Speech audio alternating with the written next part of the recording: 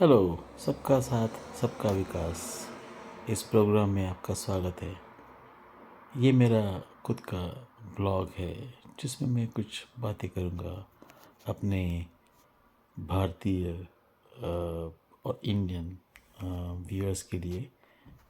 Specially मेरी बातें होंगी इलेक्शंस के दौरान, और शायद कुछ बार मैं बातें करूँगा जो हो रहा है इंडिया में, और जैसे वर्ल्ड में हो रहा है उसके बारे में भी कुछ बातें करूँगा। ये मेरी मन की बात है, मोदी जी की मन की बात नहीं है। तो शायद आप मुझे इसका सपोर्ट करेंगे।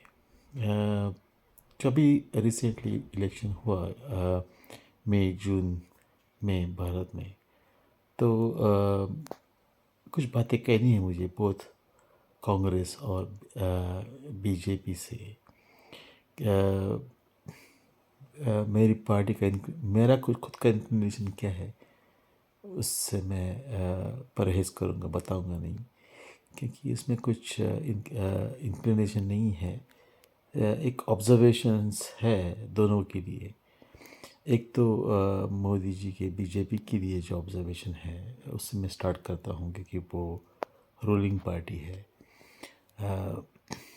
तो उनसे मेरा वो ऑब्जर्वेशन है कि जो 2004 में भी जो हुआ था और जो 2024 में भी जो हमको देखने को मिला है, कि जो एरोगेंस बीजेपी का आता है पावर में रहने के बाद, वो हम वोटर्स को पसंद नहीं आता है। तो शायद उनको कंट्रोल करना चाहिए वो चीज़ का। अगर वो समझते हैं कि ये लर्निंग है ये इलेक्शन से और 2004 के इलेक्शन से, कि हमने देखा है कि जब वो थोड़ा दिन पावर में रहते हैं तो वो शायद अपने आप का बहुत ग्रेट समझते हैं, जैसे कि वो होते नहीं है। जो एक ह्यूमन फैलिएबल चीज़ होती है, आदमी की जो वीकनेसेस होती है, ह्यूमन बीइंग की जो वीकनेसेस होती है वो उनमें भी है। तो उनको वो एक्सेप्ट करना चाहिए कि ये वो गॉड नहीं है, वो नॉन बायोलॉजिकल नहीं है। इंस्पाइट ऑफ जो मोदी जी ने जो भी कुछ कहा उससे भी अलग हम कहना चाहते हैं कि वो नॉन बायोलॉजिकल नहीं है, वो बायोलॉजिकल है। तो उनमें वो सब बायोलॉजिकल फैलेसीज है जो एक ह्यूमन बीइंग में होती है। तो ये हमने 2004 में भी देखी और 2024 में भी देखी। तो एक चीज़ उनको समझ में आना चाहिए कि एक फैलेसी है और एरोगेंस बढ़ जाता है जब आप थोड़े दिन पावर में रहते हैं। तो थोड़ा इस चीज़ को इंट्रोस्पेक्ट करें और कंट्रोल करें। आपने बहुत अच्छे काम भी किए हैं 10 सालों में। इंफ्रास्ट्रक्चर के बारे में बहुत सारे अच्छे काम किए हैं। इकोनॉमी में बहुत सारे रेगुलेशंस में इम्प्रूवमेंट लाए हैं, तो उसमें प्राउड करने की बात है। लेकिन एरोगेंस करने की बात नहीं है। रिस्पेक्ट करने की बात है लोगों को जो अपोजिंग और डिफरेंट व्यूज़ रखते हैं। तो प्लीज़ आप इसे एक हितचिंतक की तरफ से एडवाइस समझें। तो इसके बाद मैं बात करूँगा कांग्रेस के बारे में, क्योंकि उनको भी ये बात बताना ज़रूरी है।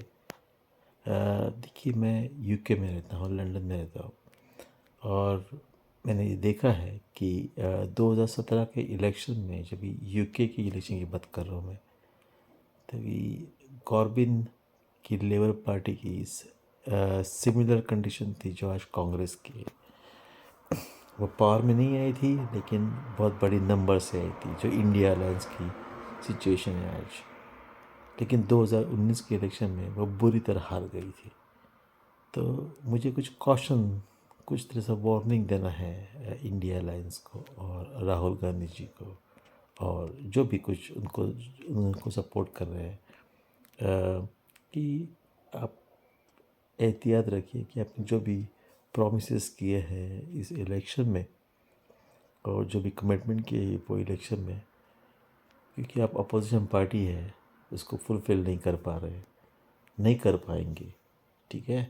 तो इसका मतलब ये है कि आपकी पोजीशन वीक है इस कंडीशन में। तो आपका जो न्यू विज़न है, जो आपका विज़न है, उसको कंटिन्यू करना चाहिए आपको, है ना।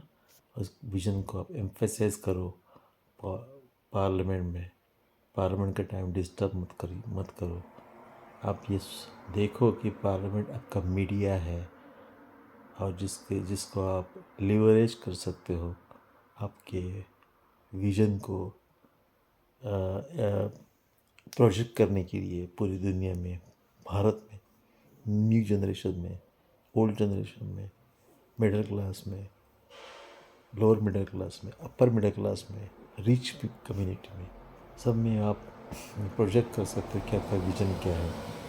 उसी तरह से आप इसको प्रमोट कर सकते हो। जो 2017 में मैंने देखा था कॉर्बिन को, मैंने सपोर्ट किया था कॉर्बिन को लेबर पार्टी में, लेकिन 2017 से 2019 में 2 सालों में कॉर्बिन का लेबर पार्टी का स्ट्रेंथ बढ़ने के बाद भी उनका जो परफॉर्मेंस देखा था पार्लियामेंट में, वो डेट वाज डिसइल्यूजनल, है ना। तो मैं खुद लेबर पार्टी से डिसइल्यूजन हुआ था 2019 में और उनके अगेंस्ट वोट किया था। तो यही हो सकता है आपके बारे में। तो अगेन एरोगेंस आपको भी नहीं करना चाहिए। तो ये जो इलेक्शन का जो सीख है 2024 के इलेक्शन का, इंडिया इलेक्शन का जो सीख है, वो मैं एक ही वर्ड में कह सकता हूँ, एरोगेंस।